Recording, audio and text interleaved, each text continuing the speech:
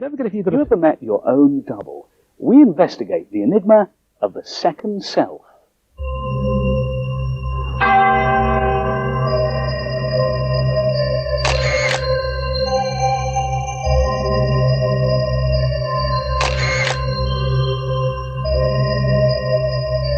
It's believed that everybody possesses a spirit double, enabling them to almost have a spirit of the living.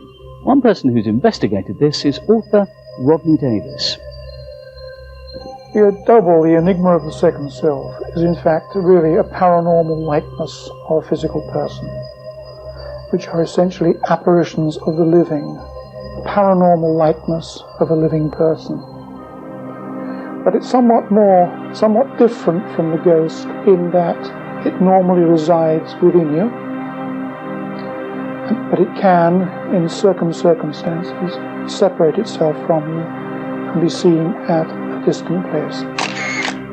At the point of death, quite often a double might be seen by those who they're close to, but can't be at the scene of death for whatever reason. So the double of a dying person may then appear to those people. The well-known writer Dennis Bardens has had two quite interesting experiences involving a double. One where his double was seen, and one where he saw somebody else's double. My wife and I were on honeymoon, and I was sound asleep. We'd had a busy day running around all over the place. And she woke up in a great fright, shaking me. She said, I said, what's the matter with you? What happened? She said, you were standing by the bed looking down at yourself. She saw me first and was inclined to say, what are you doing out of bed? And then looking at her side, saw that I was by her side. But she really was absolutely terrified. I was sitting on the balcony on a very bright, very beautiful summer day, looking down on the garden, which faces the entrance of the Royal Masonic Hospital. As I did so, a tall gentleman, perhaps in mid-50s or early 60s, grey-haired, tall, and in a patient's red dressing gown, walked out of the door into the garden. By the way, very bright sunlight, a beautiful day. And then I saw to my amazement he was followed by himself. Every movement was synchronous, but he was following himself.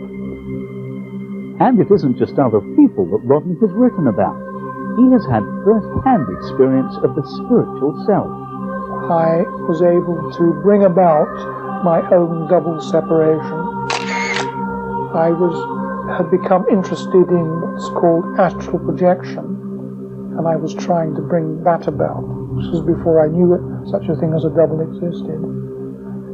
And I had followed the suggestions of people who said they had brought about astral projection with no success at all. And I worked out a technique how it could be done, and I was able to separate myself from my own body. Although I didn't know that I'd done that, because being in one's own double, you feel exactly as though you're still in your physical body. It was only when I was brought back into my body with a jolt and suddenly woke up to find I was back inside my physical self that I knew that I must have been out in my double form.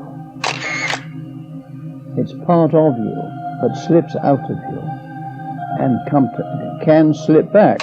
There's no way it could be mistaken identity, because the people knew the person concerned very well. They were very familiar with them. They were only 5 or 6 feet away from the person, who they know very well. There's no way they could have mistaken the person.